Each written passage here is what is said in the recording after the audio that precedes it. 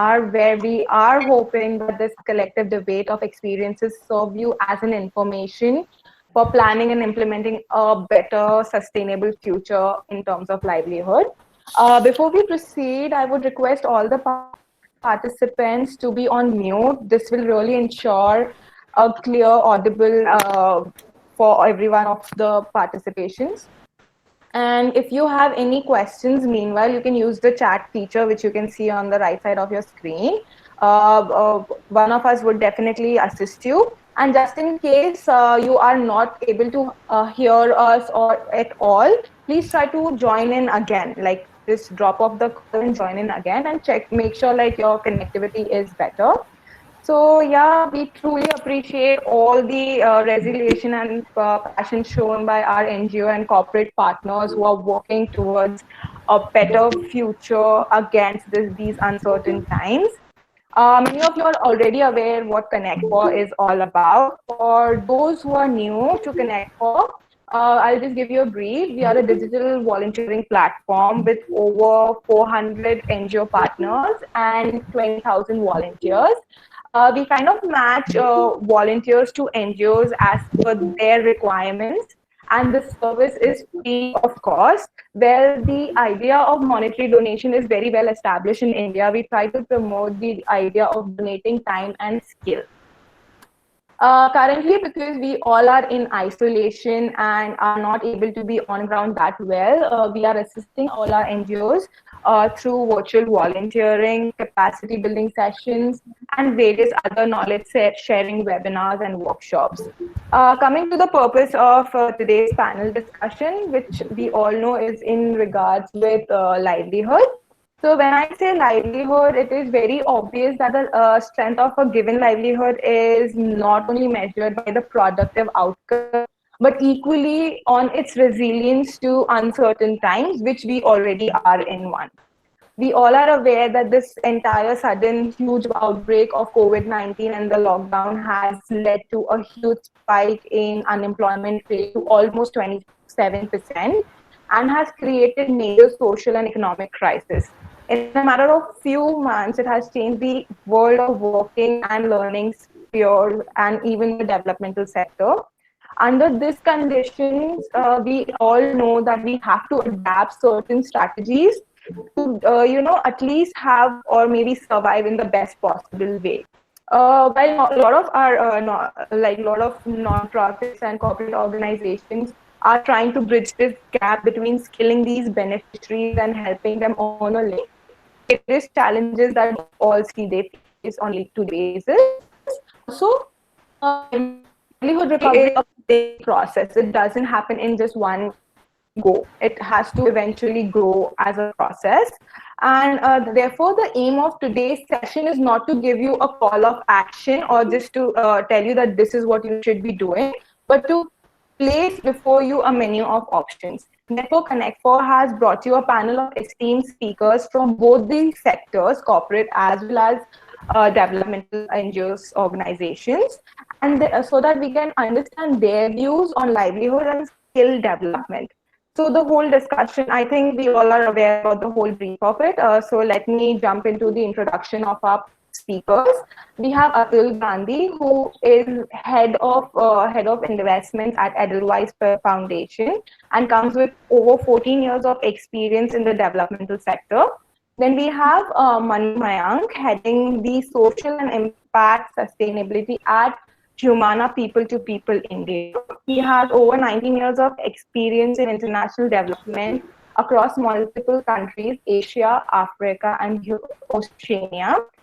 We have Amit Jain, co-founder of Mitti Ke Rang, a social venture dedicated in empowering women, widows, and single women to overcome poverty and dependency through skill-based training that provides employment. Then we have Payal Nath, co-founder and CEO of Kadam, spearheading the operations of Kadam and Kadam Haat from West Bengal, Kolkata. Currently, Kadam works towards creating opportunities for semi-skilled and skilled natural fibers handicraft artisans via training and professionalizing them. She also is heading Kadam Haat, which acts as a market platform for the trained artisans in case they need a window to sell their products. Then finally, last but not the least, we have Shalini Datta, founder of Aftertaste, former Tech India ex-project manager from Cognizant. Shalini brings with her over 19 years of experience from a diverse working culture as a technologist turned teacher turned social entrepreneur.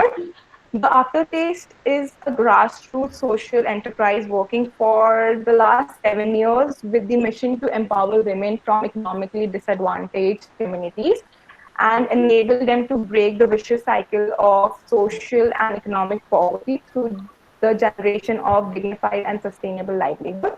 So I would thank all the speakers for taking their time out and discussing this awareness and experiences today. So won't take any more time. We'll just begin with the session. So we can begin with the most common concern. Shalini, I'll just raise a question to you. Based on your experience, can you like elaborate on how the whole COVID-19 has affected Aftertaste as an organization, and what are the strategies that you are implementing or you think can be implemented in future? Over Sure. to you, Shalini. Yeah. Sure. So thank you, Mamta, for the introduction, and thank you all the participants and my co-panelists for joining in today and taking out time. So yeah, like we are a livelihood-based organization, as Mamta you very well introduced us, and working into Mumbai slums for the last 7 years, working with the mission to create dignified, sustainable livelihood and also socially empower the women. Now, the minute we talk about generating livelihood, it naturally what comes out is a model of generating revenue. So, before COVID-19 struck, what we have been doing for the last 7 years, our women from the slums in Mumbai have been transformed to skilled artists and artisans, and we create a plethora of handmade products, from handmade paper to cloth to felt products, and we create niche stationery and we sell it to corporate clients in the form of exhibitions, corporate orders to generate revenue. So, I mean, naturally, when COVID-19 struck, our work came to a standstill. Uh, and I think from 16th March, the day when Maharashtra, the state of Maharashtra shut down, we also shut down. And we shut down the two centers. So normally we have two community-based centers where the women come every afternoon and they sit and they design and they create handicrafts. So from March 16th till 7th April, to give you an idea of the time span, what we have, how we have been coping, and what are the different things we were doing. So the first 3 weeks, I think, when we shut down, our sole focus was the safety of our beneficiaries.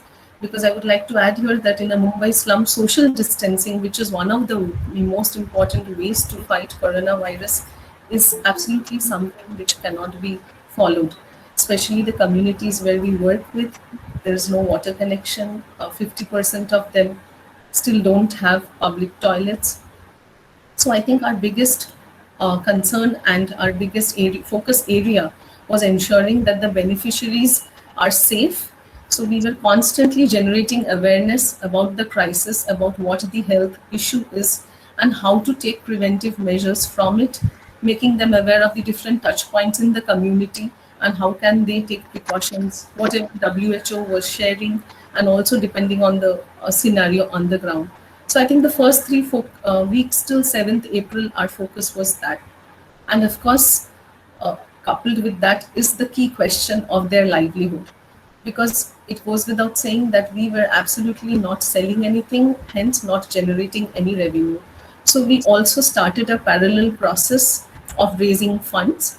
To give you a sort of a little background, normally our model is sustainable to 80%, where 80% of the entire cost comes from the revenue of which is earned through the sales of our products, and for about 15 to 20% we rely on external funding. So that 80 to 85% had become zero, and we had to reach out for funding support. We did that using our existing network of our non-profit and corporate partners in Mumbai, and also individual philanthropists who have been associated with our work for a long time. And we raised funds for the next 2 months. So we wanted to ensure that we could continue paying the women. So first was safety, then was ensuring that the women continue to earn so that they can survive with dignity. And Right. after, yeah, and after 7th April, I would say our focus went to looking at what can we do to ensure that the beneficiaries stay connected to the purpose, and they are not, there's so much uncertainty around them, and they are not disheartened, and we are able to keep their morale boosted, and we are able to keep the organization alive, we are able to keep aftertaste alive. So that started from about 7th April. Our focus area went towards in that direction.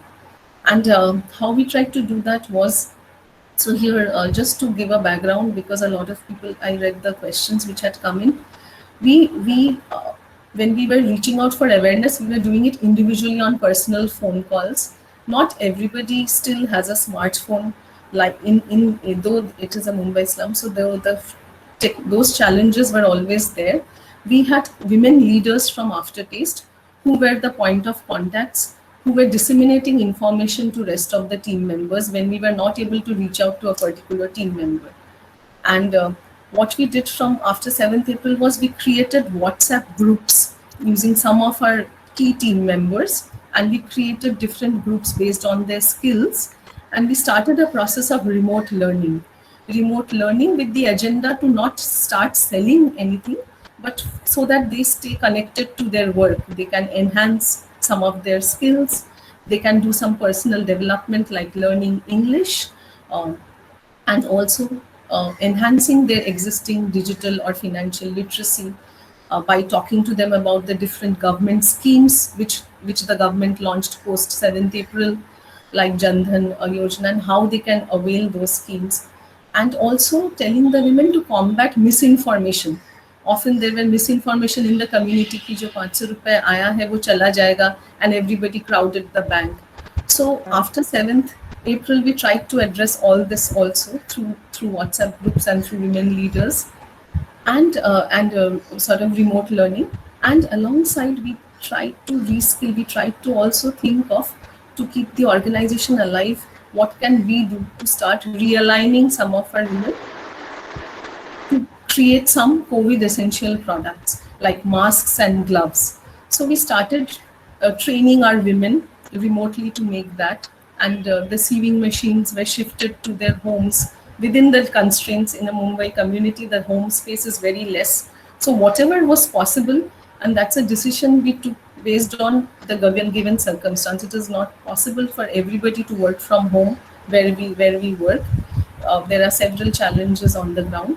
So with that in mind, we tried to reskill some of our women into creating these COVID essential products, and that continued for till mid-May. And after that, towards the end of the month of May, from beginning of June, what we are trying to do is we are trying to get back on the path of generating revenue. And here I would like to add that we have been there for 7 years, but we don't have a e-commerce website through which we have been selling our products. And you can say this is where somebody said that never let a good crisis go to waste. So I think the crisis sort of pushed us and made us realize that if our products have to find a customer base, we don't see corporate exhibitions happening in the next couple of months. We have to shift our focus on tapping more and more individual customers, and we have to start building our presence online and selling through that. So over the last 7 years, we had built a strong social media presence, and using that from the beginning of June, we started marketing our existing inventory of products and trying to sell those. And through that, and also we reached out to a lot of student volunteers and interns who also started helping us. And over the last 1 month, you can say we could generate 45% till yesterday. We could generate 45% of the revenue which we normally generate under normal circumstances.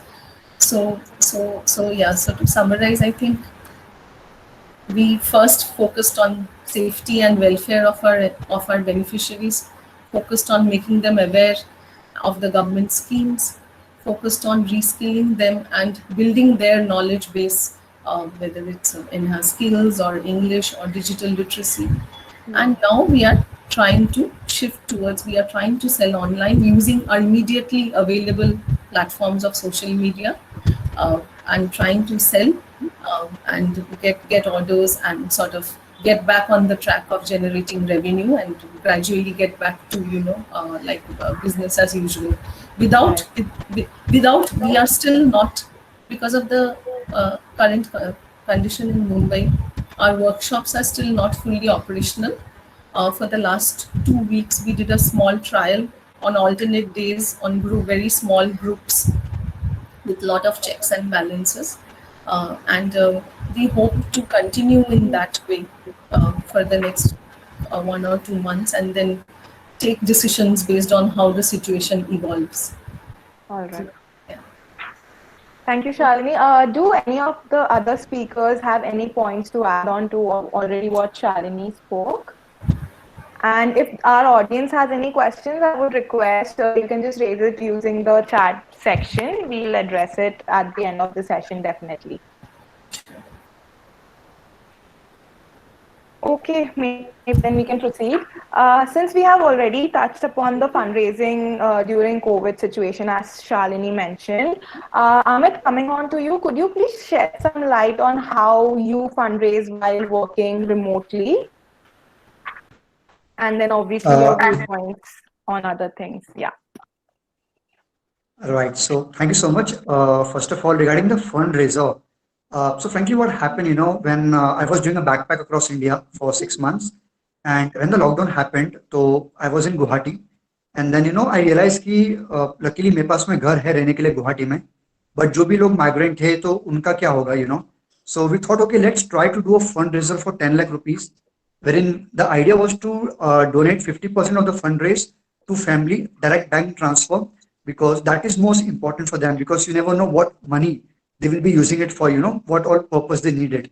Also 50% we tried to collaborate with NGOs and local groups all over India, from Arunachal, Kanyakumari, Leh Ladakh, Mumbai and all. And then we, after scrutiny, we gave the money to them, for the ration and all. Now how किस तरीके से जो fundraise हुआ अपना, तो we thought कि the network we created from 7 years in Mitti Ke Rang, we should be able to raise 1 lakh rupees out of 10 lakhs. That confidence we had, because we have never done the fundraiser on that big level. But to our surprise, in one day we raised 1 lakh rupee, and now in 9 days we were able to raise 10 lakh rupees. So that was the biggest surprise for everybody, कि किस तरीके से इतना जल्दी fundraise हो गया और कैसे किया. प्रॉब्लम क्या होता है कि what even I had in mind, जो काफी एनजीओ रिलेट करेंगे, मतलब जो मैं बोलूंगा वो थोड़ा गलत भी साउंड हो सकता है, बट वो रियलिटी है कि सब लोग बोलते हैं कि आप जब तक गरीबों के फोटो दिखाओगे नहीं, आप दान दिखाओगे नहीं, तो लोग डोनेट नहीं करते. बट फ्रेंकली वो 10 दिन में जो डोनेशन आया, हमने कोई फोटो पब्लिक नहीं किया कि किसको डोनेट कर रहे हैं. ये पूरा जो नेटवर्क क्रिएट हुआ था इतने 7 साल में, उसके बदौलत सबने डोनेट किया. और अब क्या होता है कि आपके जो फर्स्ट कनेक्शंस होते हैं, be it on LinkedIn, Facebook, WhatsApp, वो आपको डोनेट कर देते हैं. मतलब पहले के 3 लाख रुपए अपने पास में आ गए. उसके बाद में भी हैड अ प्रॉब्लम कि now how to grow from 3 lakhs to more. So they gave an idea कि let's go with a small number. Then we just had an idea कि चलो 100 रुपए का इनिशिएटिव करते हैं, और 100 रुपए किसके लिए बड़ी बात नहीं है. और मेरे व्हाट्सएप पे अराउंड 4K कनेक्शंस थे. तो fourth day after we start a fundraiser, we send a message कि can you donate 100 rupees. 1.5 घंटे में 1.5 लाख रुपए आ गए. So even that was a surprise कि कैसे हुआ. And you won't believe the people who work in NGO, who are auto drivers, who are students, they donated us the money, 100 rupees. तो we asked them कि यार तुम पहले नहीं दे रहे थे, अभी क्यों दिया. तो दे कि अमित, जब तुम्हारा पहले मैसेज आया तो हमको लगा कि 1000 रुपए 500 रुपए ही देना एक अच्छी अमाउंट है. But the moment you made 100 rupees so respectable, we thought कि even though we are not earning, we are poor, but even we can help to fight COVID. So वहां से और समझ में आया कि पब्लिक को करना है. You have to plan certain areas. क्योंकि गलती क्या होती है जो मैंने भी अपन ने मिट्टी के रंग में किया पहले, कि we just broadcast to everybody and we keep under impression कि लोग डोनेट करेंगे. But you have to be consistent. So 10 days we did the fundraising for 10 lakh rupees in 9 days. Then pura distribute kar diya to all the people across India, alag alag cities mein. And then after donating, after 20 days, I was in Guwahati. So I thought, ki, chalo, ab 10 lakhs ho gaya, let's move to 20 lakh rupees. So now, as we speak, so we raised around 21 lakh rupees and we will donating to everybody in that way. So that was the scenario of fundraising what we did in Mitti Ka Rang in the COVID in Guwahati. Lovely. So, do anyone else has any of the other speakers want to add on something to this, or should we proceed with the next? Yeah, just like this is here, just like Amit, we also, many of the people that we work with across India, especially migrant workers who, due to lockdown, of course, did not have means of food. So for food security, we use Give platform, Give India platform. And what Amit is sharing, we also had those kind of challenges. We started approaching through all potential means, brought on volunteers within the organization to approach their first connections and second connections and so on and so forth. It built on so very well, more than we expected, and that helped us to give ration kits to more than 60,000 households across different places, and it still continues because in many places the lockdown continues, or there's no means of livelihood yet for them. So it's a challenge, but worthy. It's a challenge worth doing it. So good, Amit. Good, you have been. Yeah, I think the whole idea of just encouraging people to donate even 100 rupees is very, very beneficial. So yeah, since we have already taken the perspectives of people working towards the NGOs and all, let's move towards more of a corporate sector and perspective. Atul, can you please advise us on how a corporate organization is lending a helping hand during these uncertain times? Sure. I think that the current crisis has really affected everyone and every sphere, from organization to individual. Everyone has affected, and there are challenges. So at Edelgive, we are looking at it as it's an opportunity for organizations also to work at higher efficiencies. It's an opportunity for organization to look at how they can enhance their efficiencies and work in a scarce resource environment as well. While this brings in certain good opportunities for organizations, it is also a time where the organizations are also required to have support to respond to the relief work. So at Edelgive, we have been supporting to our partner organization as well as raising funds for other organizations in terms of who are working for the COVID relief, be it for the migrants, be it for for the communities with whom we have already been working, and because of the crisis, we had to work towards distribution of ration kits or providing health services. So we have been extending support on all these fronts. In addition to that, we are also working with, as part of our different programs, with ground level organizations to see how we can provide them support also to strengthen their work through adoption of digital technologies. I think digital technologies is one of something which was on everybody's mind, but has always taken backseat for every organization because the other issues take priority.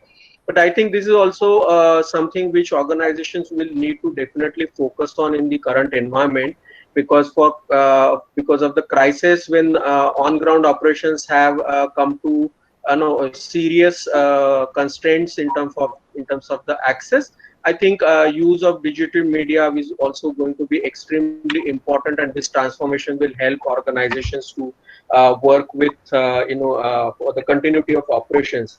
In things like even what Shalini mentioned about connection to market, or things like supporting organizations to help community members to access their rights and entitlements. I think digital platforms will play a great role in terms of enabling this access to them, because with the mobility as a constraint, I think this is going to be a very, very important aspect there. In addition to that, we also see organizations also will need to, while I initially mentioned, organizations will need to also, look at digital transformation. It's not going to be an easy task also for them. So there is an, support required for right from identification of right technologies which can provide, maybe free access or very, very, cheap cost, access for organizations to adopt these digital technologies. But the workforce will also be need to be skilled, so that's also an addition aspect where organization will need to be cognizant of. At the same time, it's shifting to these technologies is not going to be easy. Organizations will need to bring the people, the processes, everything together, and then work on it to really take the advantage of this transformation.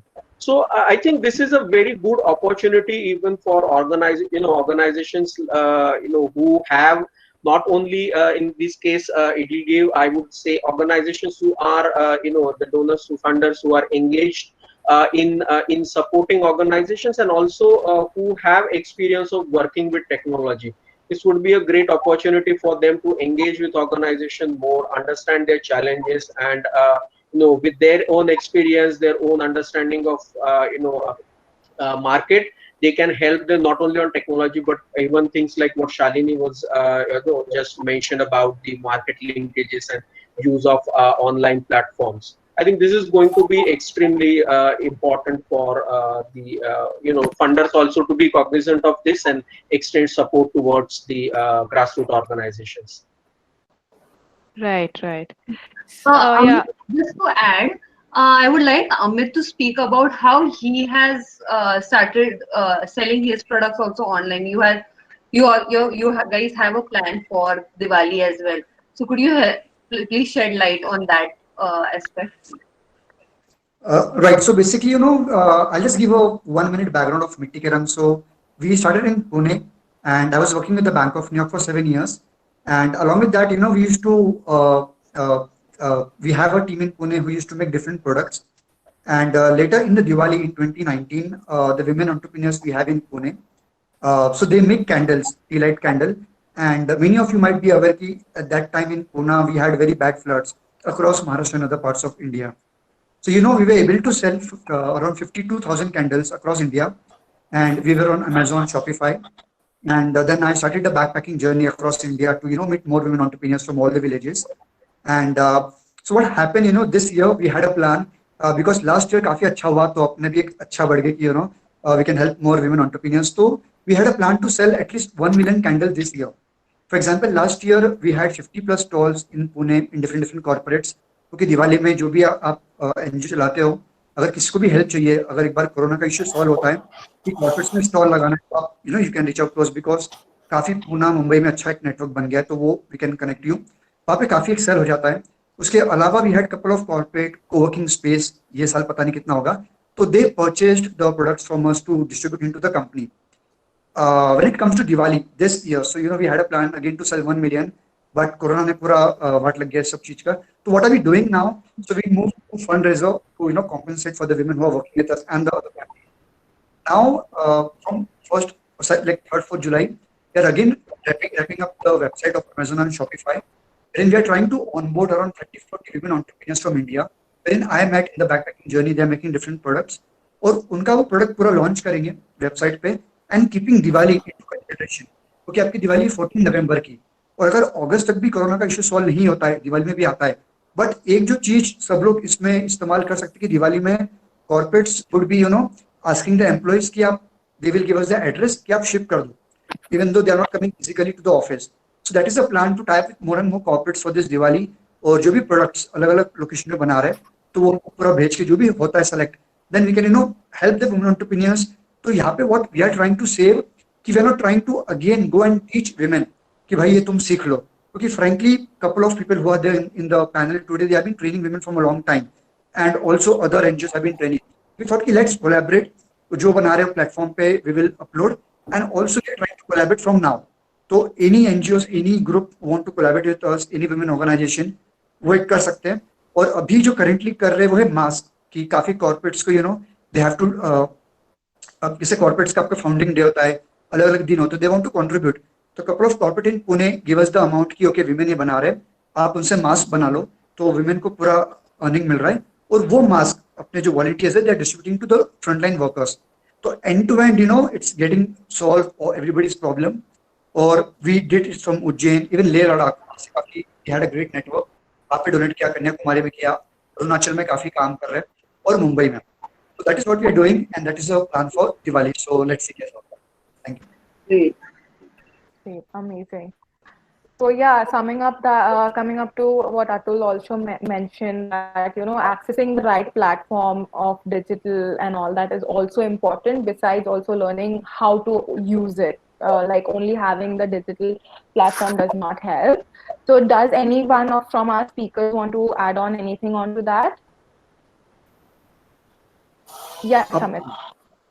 Yes, so networking, basically, when I was working at the Bank of New York, तो ये बहुत important point है, even for मिट्टी के रंग as a group, as an organization, social venture, even for all the NGOs. होता क्या है ना, we all think from a traditional background कि जो भी चीजें 90s में वर्कआउट हो रही है, जो 2000 में होती थी, in terms of emailing people या फिर उनसे बात करो, समझाओ, but now due to technology, we have such great platform कि LinkedIn पे right now we have around 40-50,000 का network.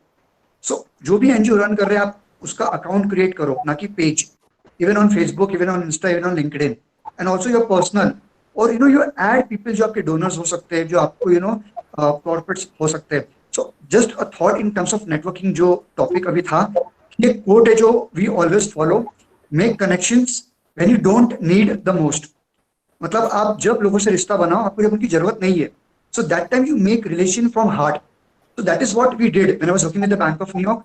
7 साल से सिर्फ कनेक्शंस बनते गए, लर्निंग करते गए, और जब आज नीड हुआ कि जब सामान बेचना है, हेल्प करने के लिए, फंड रेज करना है, सो पब्लिक रेडी थी.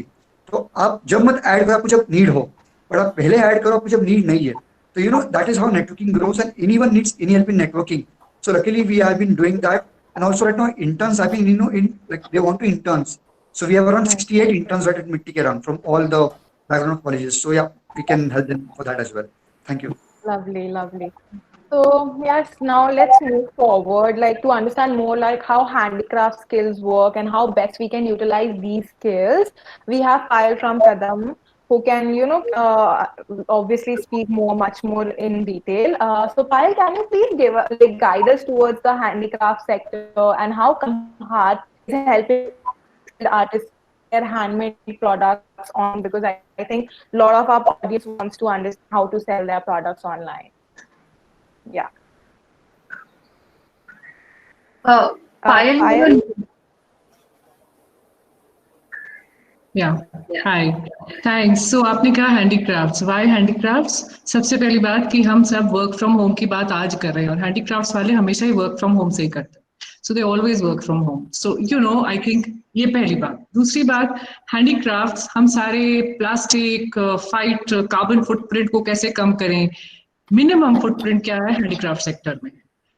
जो 17 सस्टेनेबल डेवलपमेंट गोल्स हैं अभी बाय द UN, तो उसमें से 10 को ये फुलफिल करता है. So I feel handicrafts would be a great solution for the problem of the current situation. अब बात आती है कोविड में. अब कोविड में क्योंकि हैंडीक्राफ्ट सेक्टर सब घर से तो काम करते हैं सारे आर्टिस्ट, और हमारी अगर हम बात करें अपने देश में रजिस्टर्ड जो है 7 million हैंडीक्राफ्ट मेकर्स बोला जाता है pan India, but this is just and it's an informal sector, so there will be far more. People have estimated up to about 200 million. We do not have those figures, but by the government it is 7 million people who work in this sector. So it's a large number. और उनकी livelihoods pre Covid कैसी थी और post Covid कैसी है. अगर हम उसकी बात करें तो बिफोर कोविड क्या था कि आर्टिसंस में मैंने अप्रैल से लेके अगस्त तक वो अपना सारा सामान घर पे बैठ के बनाते थे, एंड देन फेस्टिव सीजन में सितंबर से लेके मार्च तक जाके मेलों में बेचते थे. और जब वो मेलों वगैरह में जाके बेचते थे, there they would get exporters, retailers, wholesalers, उनसे उनको कुछ ऑर्डर्स आ जाते थे which would carry on even during the next year's summer months. So that's how they would operate. Now अब सब कुछ हट हो गया, so basically they were completely lost. Pre Covid की अब एक और बात करें, उनकी जो चैलेंज क्या होती थी उस सेक्टर में, ये सेक्टर बहुत फ्रेगमेंटेड है हैंडीक्राफ्ट्स का, और दूसरी चीज ये कि चाइना के बने हुए प्रोडक्ट्स अगर आप खुद भी लेने जाते थे तो चाइना के products were much more cheaper than compared to the handmade products in India. So that was a huge, sort of a challenge. Post covid अगर मैं बोलूं, जो अपॉर्चुनिटी थी वो चैलेंज बन गई, और जो चैलेंज थी वो अपॉर्चुनिटी बन गई.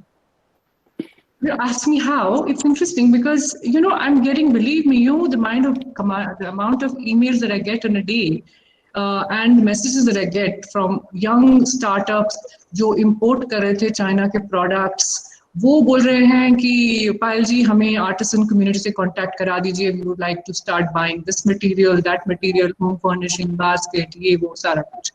सो I see a big shift, already जो वो लोकल की हम बात करते हैं, actually see that the market is opening up for handicraft sector now more than ever, which was a challenge earlier pre covid. Now जो अपॉर्चुनिटी थी कि अपने आराम घर पे बैठ के बनाना और अपने हिसाब से बना के ले जाना, वो अपॉर्चुनिटीज लॉस्ट नाउ. अब वो आपने अगर ऑनलाइन भी बेचा या किसी को भी सप्लाई किया, जो आपने फोटो दिखाई, आपको वही भेजना पड़ेगा सामान, which means there has to be a consistency, that means the supply chain, that means the quality, that means certain specifications have to be managed, and of course prices have to be managed, delivery, so which means the trainings will have to be more organized in tweaking the supply chain and to basically ensuring the supply chain is in place, So अगर हम कदम और कदम हाट की बात करें, तो कदम training देता था, हमारी जो ऑर्गेनाइजेशन है कदम, वो ट्रेनिंग देती थी कि यही सप्लाई चेन सिस्टम्स कैसे सेट करने हैं, end to end solutions for artisan community. और कदम हाट अगर वो सप्लाई चेन सेट करने के बाद भी अगर उनको हेल्प चाहिए थी मार्केटिंग के लिए, तो कदम हाट एक मार्केट प्लेटफॉर्म इशू करता था उनके लिए. तो अब कदम हाट के जो ऑर्डर्स हैं, अगर हम लास्ट फर्स्ट क्वार्टर की बात करें 2019 में, 2019 अप्रैल टू जून और 2020 अप्रैल टू जून, तो जो B2B ऑर्डर्स हैं हमारे आर्टिसंस के, जो बल्क ऑर्डर्स हैं, वो बहुत बुरी तरह से कम हो गए, because most of the orders by retailers and exporters that have gone down.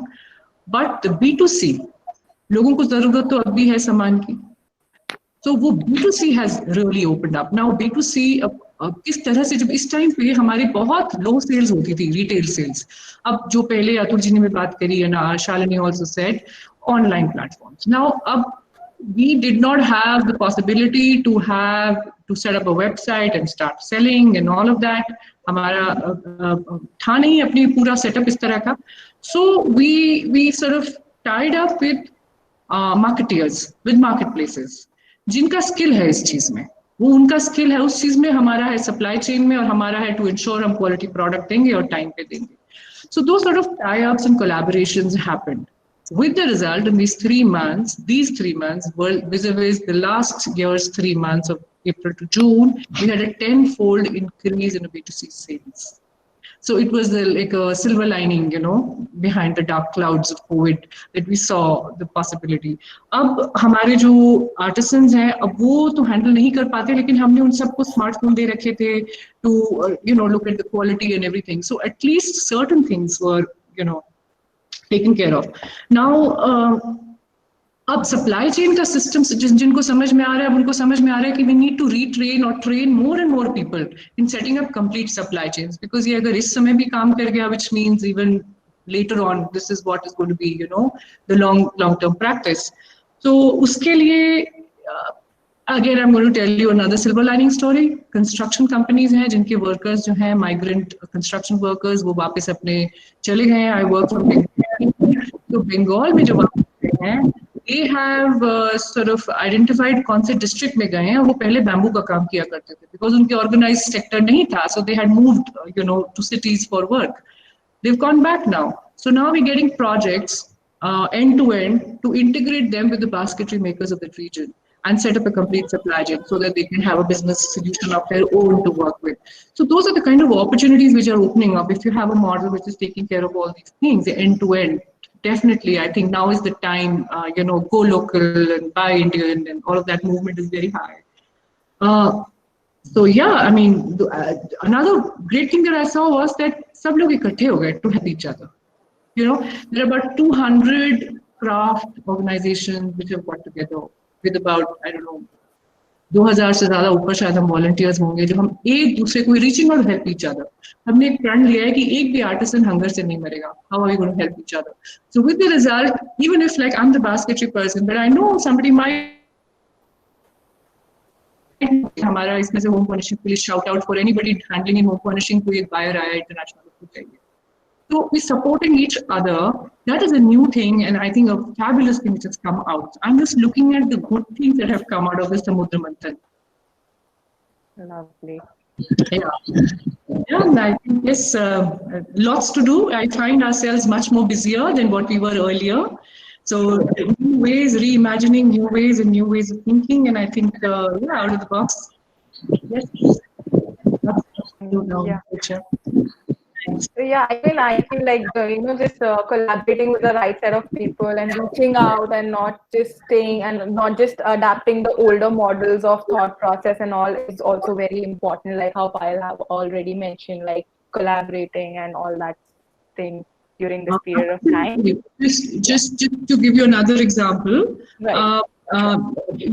Like यहाँ पे बंगाल में टेराकोटा के वो कोई लाइट्स बनाते थे. तो उनके orders reduce हो गए. We know that cookware के cooking का because people are cooking from home. So but we do is baskets. So naturally baskets का cookware से कुछ क्या कर सकते. तो हमने कहा आप हांडियाँ बनाइए और हम हांडी with handles बनाएंगे या आप microwavable बनाइए और उसके जो हम घास के baskets covered होते हैं वो हम बनाते हैं. So we've collaborated to make a product which is exclusive from Bengal and start getting a great demand. So I mean that's the kind of possibilities which we were not thinking. We were just so busy in doing what we are doing.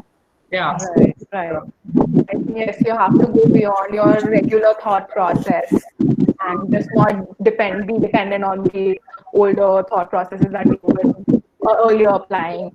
So does any of the speakers from today have to add anything on what Payal mentioned?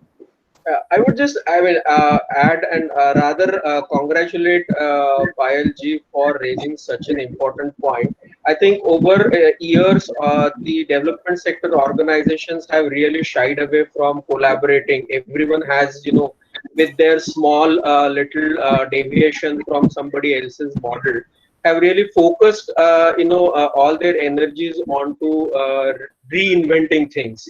I think what Payal ji has, raised as a collaboration. I think this is a best opportunity that has come our way, where we can really the grassroots levels organization, even at the fundal level, for building each other's understanding and fighting this crisis as in collaboration with each other. I think that is what will take us a long way and would come out of all of this, and more importantly, it will help us in long run. The other point which she mentioned is about being relevant.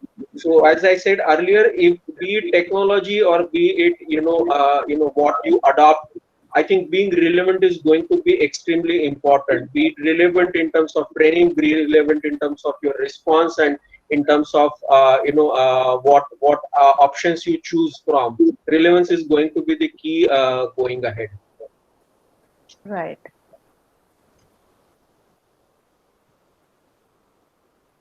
Great.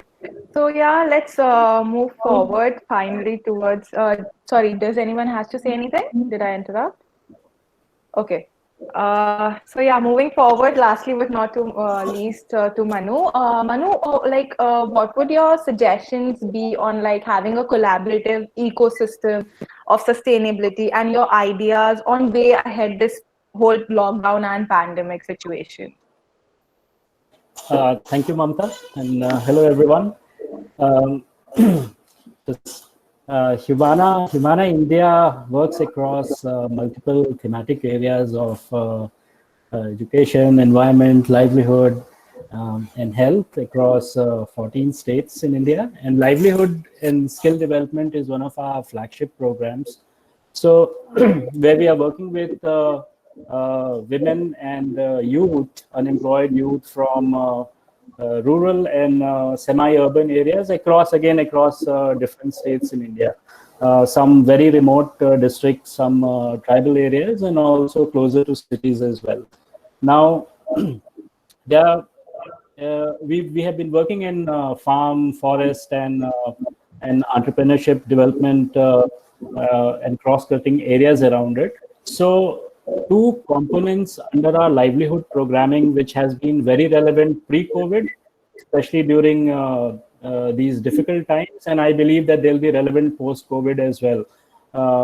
So one is, the first one is building financial resilience among the women or the communities that we work with through financial literacy or through improving their, training them to improve their household economy, or like even accounting lessons for their income generating activities. At the same time, we focus on creating social security linkages. So right from like basic ID cards of Aadhaar card, or having a bank account and operationalizing it, to multiple different schemes of social protection, like be it Sukanya Samriddhi, or be it different insurance schemes like JJBY and SBY, and any relevant scheme that are available for women or for the youth and their households in that particular geography. Now, this has proven to be so relevant that under the DBT scheme of Government of India during COVID, in April, when government announced under PM Garib Kalyan Yojana, many of our women across like different states have been benefited out of it because they were linked previously to these different schemes. So, like I can name a few: PM Kisan, that gave 2,000 rupee in the bank accounts. Many of our farmers and women entrepreneurs associated with farm sector got benefited out of it. Ujjwala Yojana.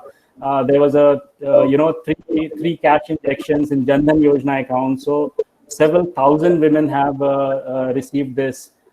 Similarly, like Vriddha pension and different schemes per se. So that has proven to be very useful during COVID, and of course in future also, like it will prove to be useful, and it should be an essential part of a livelihood program. Secondly, like post demonetization, we had added the digital literacy component as well.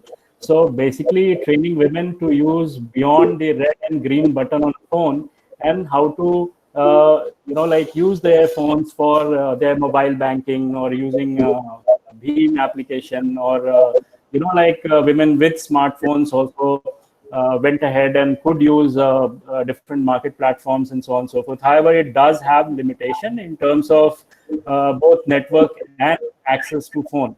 And while states like, say, Rajasthan and Haryana, we could see that the access to phone is there, but states like Madhya Pradesh or Jharkhand does not have similar access. So that's a challenge, and of course, we hope that going forward it will help. Secondly, another key component is building collaborative network at the grassroots level. So just like Atul said, or as Payal mentioned about collaboration. So what we do that, we bring forward different vocational training service providers like RCTs, ITIs, NABARD training programs, SRLMs, or even like different CSRs have training programs for youth and women from time to time. So we bring them together in a common platform with women and youth, thereby bridging the demand supply gap as well, because they also want users, and users want such trainings to come forward. How it helps is that apart from the project shelf life, the trainings or the skills that they receive, it also helps in skill upgradation or reskilling beyond project shelf life as well. Plus, these entities also help in market development. So I do have examples during COVID as well, that different places, RCTs or corporate CSRs, they came forward giving different kind of product orders to women entrepreneurs who have been associated with them in the past, even beyond the the project has ended, and that has added to income generation for them. Secondly, we bring together different financial institutions, banks, microfinance entities also into the loop. Thereby, while women when they are setting up their enterprise, or even if it is a farm-based income generating activity, or setting up goatry or similar activities, so the seed capital they can access through these entities, plus any scale-up activities later on as well. So plus any schemes that come through, so Garib Kalyan Yojana was also like a lot of banks were involved, so these networks also help a lot. Then third thing that we bring together is all relevant different government departments at the block and district level together. So any scheme, any livelihood oriented scheme, or it becomes easier for us to facilitate the linkages both during the project life cycle and beyond this. Now, so this ecosystem is pretty sustainable because the outreach mechanism of these different entities for women or for rural community is very difficult. It's nearly kind of non-existent. So when we facilitate this, when we create this bridge, it becomes sustainable and it continues over time, over a period of time. So this collaborative network across different areas has helped a lot during these difficult times. A lot of women, of course, their entrepreneurship or their enterprises, because these are PICO enterprises, so because of lockdown, there was no supply chain, and many of them closed down, but they are restarting. Similarly, as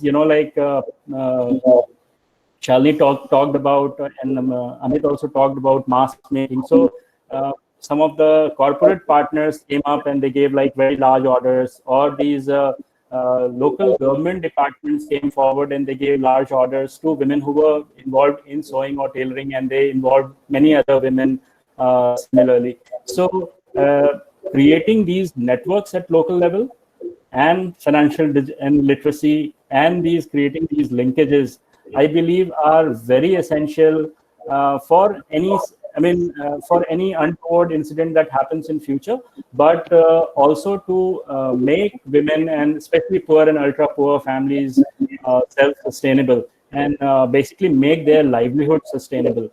Because restarting or rehabilitation is very difficult, especially if you are working in very large numbers. So from beneficiary points of view, these two intervention areas become very crucial.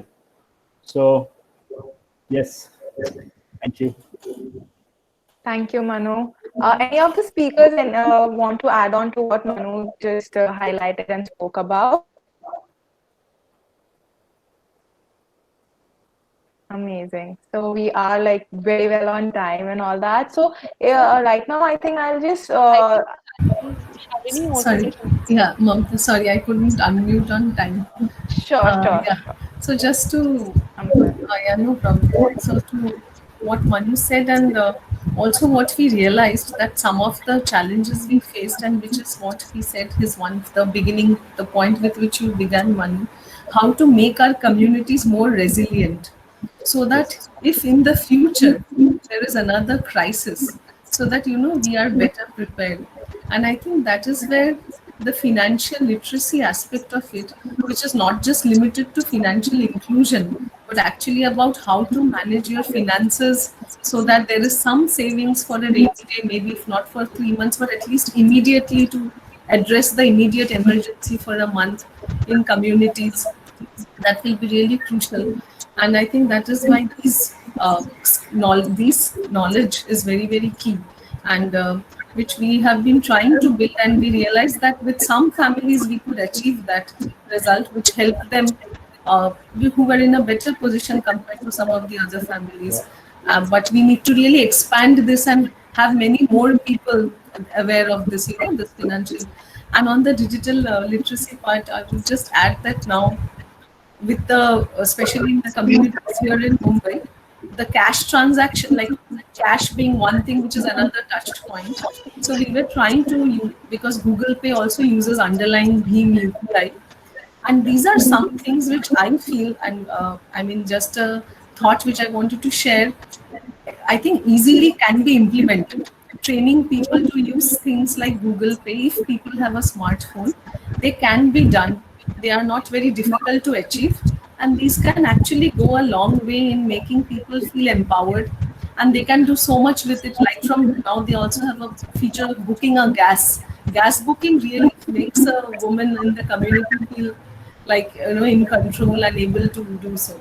So I think these training women, communities with simple things like this, which can be easily achieved without too much of a, which can be a low-hanging fruit and can go a long way in addressing some of the things.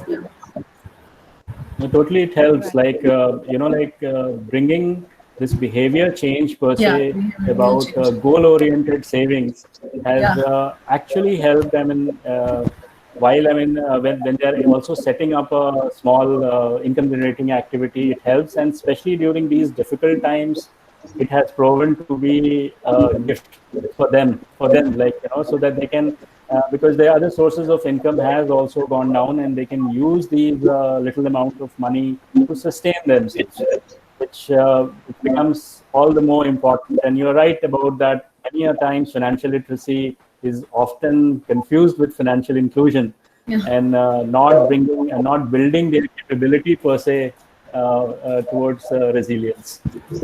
Right. That's wonderful.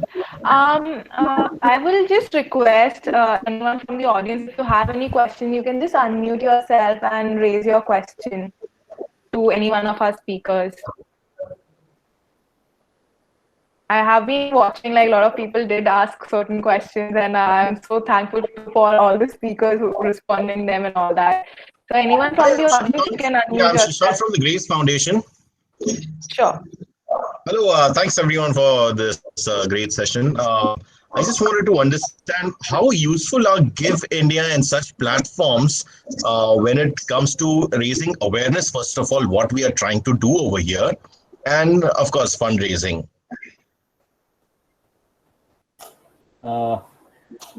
Okay, so thank you, Shashank. And we have at Humana, we have used recently for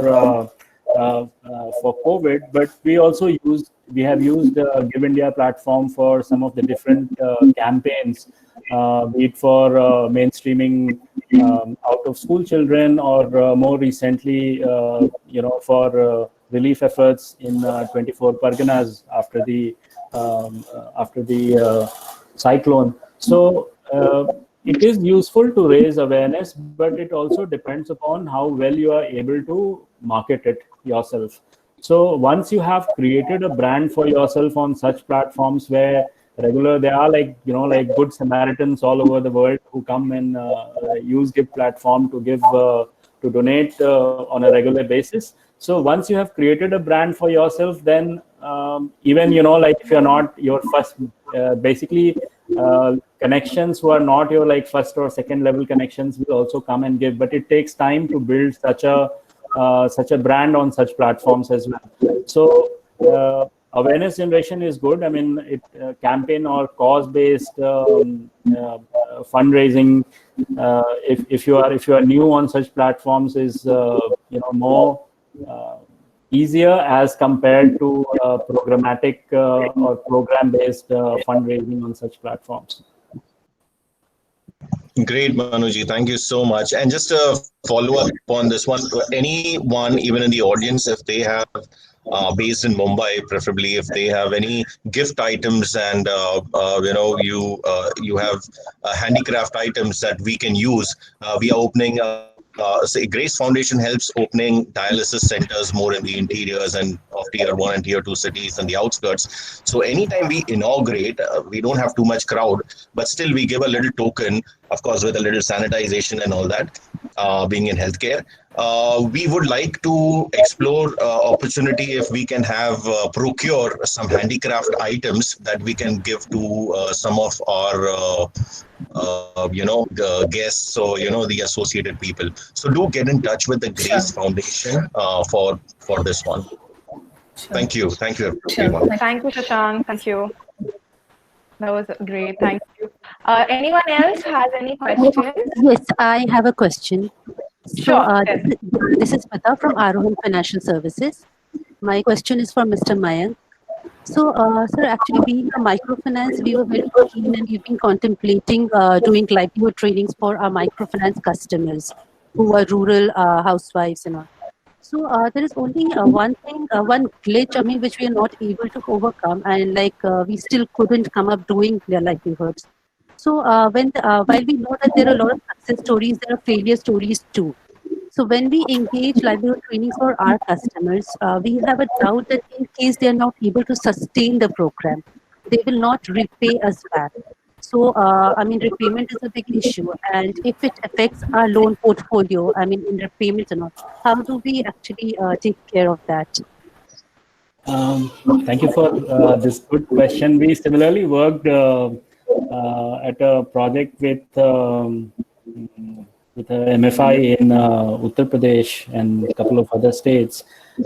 It depends upon the time of engagement or the duration of engagement you have with such women, such households per se. So if your livelihood program is mostly giving a vocational training and moving out, then of course, like it may not succeed in a full-fledged manner. But if the duration, if your engagement with women is like, you know, even if it is 9 to 12 months, the success rate or the chances of sustainability will be higher, so that you are with them at least for 3 to 6 months after they have started, after their you know, like both the backward and forward linkages have started to work. Because just giving vocational skill won't work. It has to be, I mean, you have to handhold them, support them, so that they have started generating income. Like, you know, like there should be few cycles of monthly revenue that they have generated, and then, you know, I mean, they'll not just be your one-time customer for the first 20,000, but they'll be your repeat clients per se as well. Okay, so you're saying that the handholder period is quite important. Yes. And for a Yes. forward integration of market linkage, what is the expected time we need? Like 1 year's time?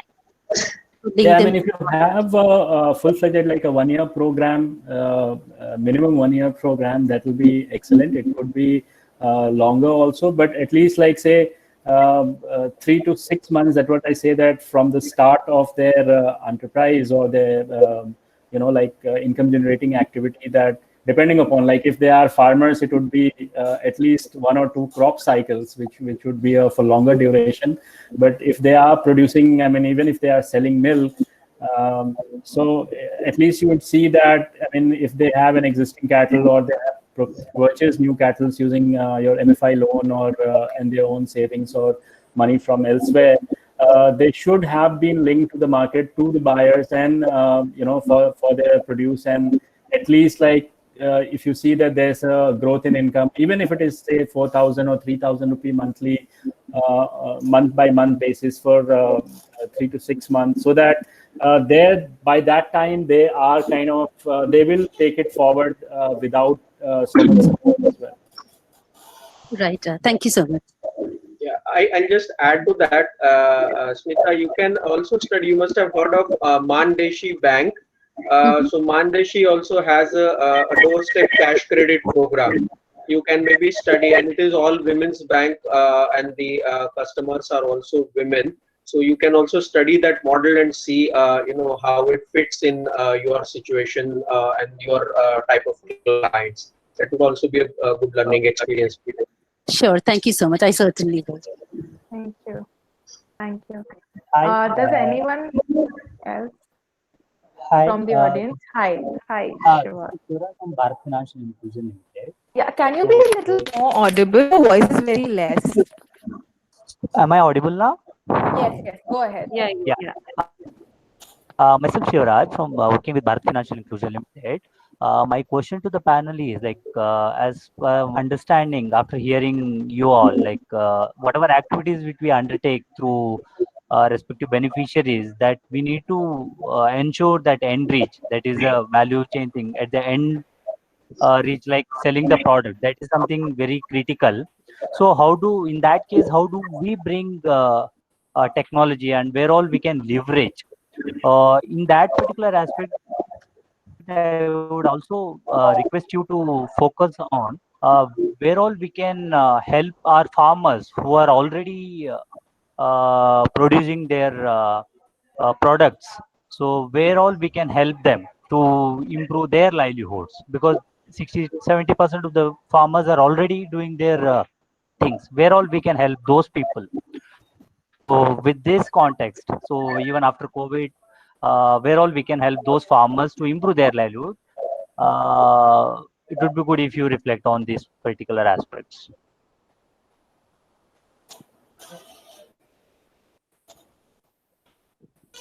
It depends upon what level of technology, Shivraj, you'd like to use in improving farmers' livelihood. Be it, yeah. So at the production stage, say, just to improve the production, like precision agriculture or using like technology to have right weather information, but is used to like improve production. But post production also using just simple like basic, say, a smartphone which gives information about either for aggregation or for like price points at neighboring mandis, where even if there's a farmer collective or an FPO, or even if there's no such formal entity, 5 farmers together plan to sell it. So in live information on basic information on mandi prices for the day of the sale or a previous day helps in farmers as an aggregate sell at a better price point and thus increase income. However, there could be, of course, like more technology advancement to be used. So it depends upon the geography also, where you are working. We tried a similar thing in Rajasthan, but we could not try any similar thing in MP because there was no network. Okay. So, hello. Towards that, sorry, this is Shank. I'm sorry, I'm not a panelist, but this is important. There are a couple of startups that I know. One is called the Aggregator, and one is FNV. FNV is for fruits and vegetables. They are doing wonderful job, and they are private sectors, but they do have a very good social impact in which they do get and provide a platform for these farmers and vendors, and reduce the middleman, and they get straight fresh to the end users. And I think they're doing a wonderful job in the country.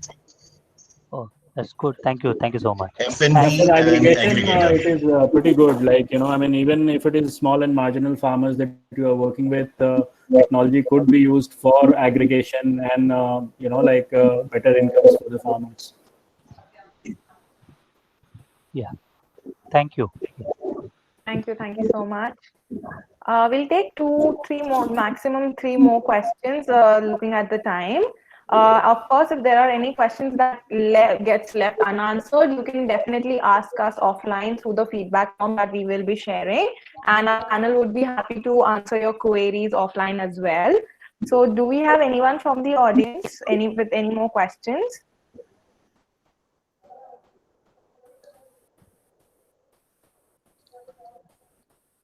Okay, great. I think actually I had a question. Yes, sure. Okay, so basically I'm a student of class 12 from Bangalore, and I'm completely interested in the development of the country, especially of the rural people, since I believe that they deserve the equal opportunity that we will actually. So I want to know how I can help these people. Aditya, your voice is very minimum. Can you just make sure that you're audible well enough? Okay, am I audible now? Yes, much better. Okay, so basically I'm a student of class 12 studying in Bangalore. I believe the development of the rural people and the people, the underprivileged people is equally important because they do not get the equal opportunities as we do. So I want to help these people somehow, like who are close by to my locality, like the maid, the car washer, etc. What are the best possible things I can start off with to make the life a better thing?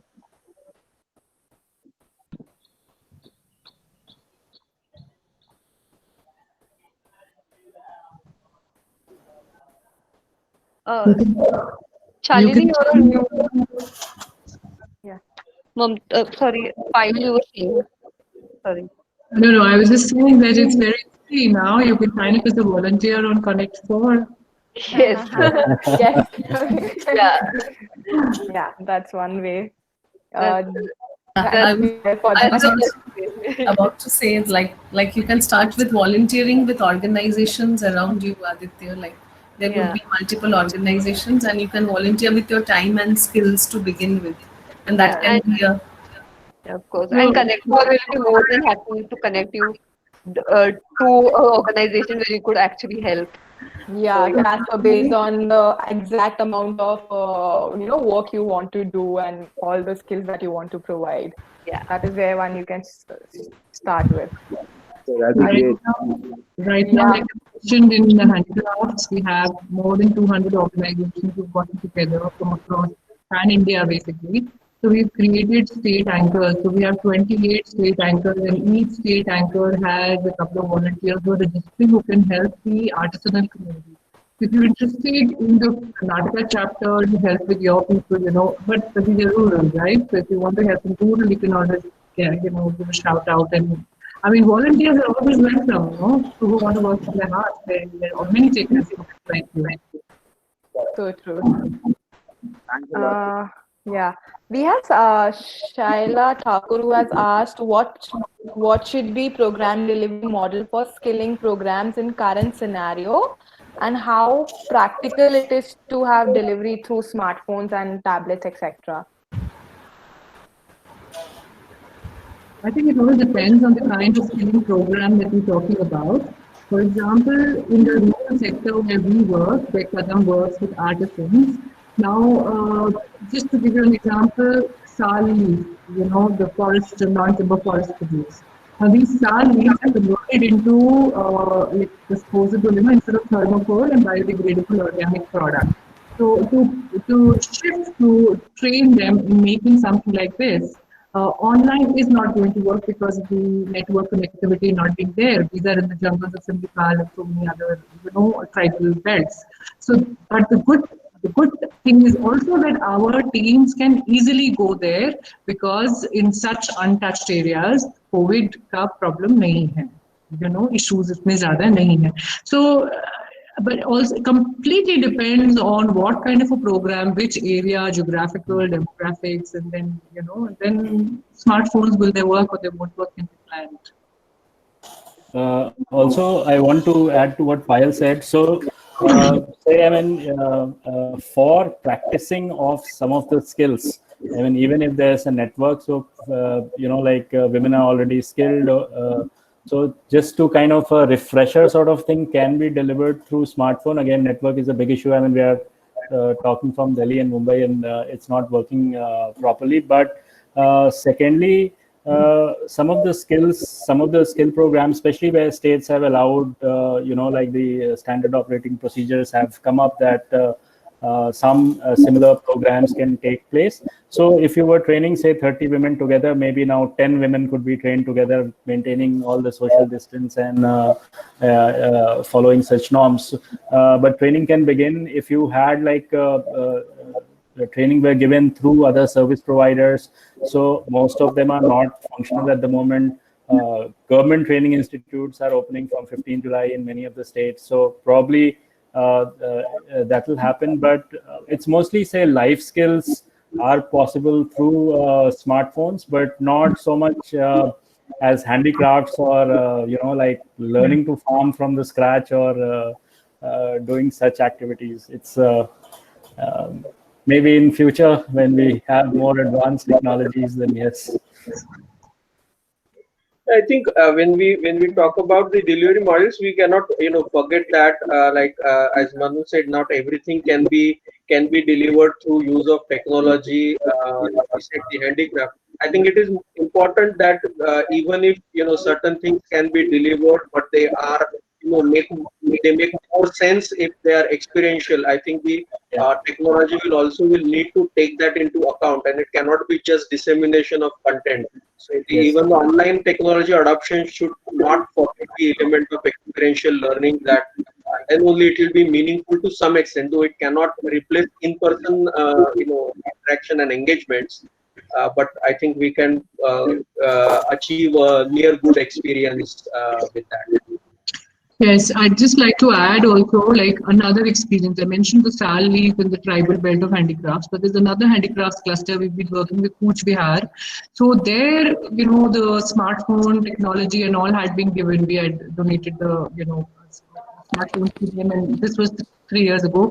So they have reached a certain level where we could teach them how to download Zoom on their phones and then how to work with our international buyer, our team, and then sitting in the villages and actually work on product development.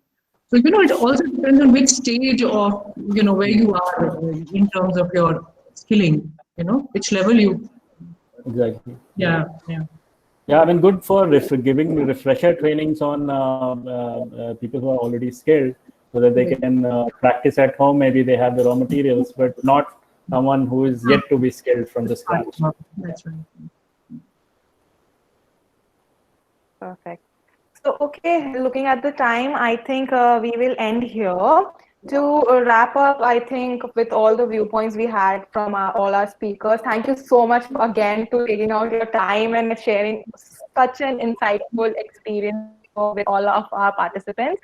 So, like, to wrap it up, I would say there were certain key takeaways, things like how adaptable we need to be, and not to forget the safety aspect, then the idea of digital literacy, and like not only going digital, but also making sure how well you're maybe explaining the digital aspect to the beneficiaries, especially like how Shalini mentioned, like training people to teach basic things like Google Pay and gas booking through phones, and then education and awareness of the entire situation. Then I think collaborating and networking, especially at grassroots levels, then encouraging even small amount of donations and not even going like you have to donate 5,000 rupees only then it is a donation. Even like how it was mentioned by one of our speakers, that even donation of small amounts is even better than no donation at all. Then financial literacy and training, and then yes, as mentioned by Manu, like goal oriented savings and things like that, and working towards a resilient future. And I think more about the awareness related to livelihood schemes, which like banks like NABARD and all come up with. And of course, how it was mentioned right away, that experiential learning also counts. Not everything can go digital. I think that's all we have from the session. And if our participants have any questions, we have shared the link to our feedback form. Please let us know your feedback, as well as you have a section there where you can ask questions to one of our specific speakers. We will direct your questions to them and they will definitely answer you offline. Do let us know your feedback, because this really helps us to, go better with our next webinar. And thank you so much to all the participants to you sticking around till now and participating for today's webinar with us and all the speakers.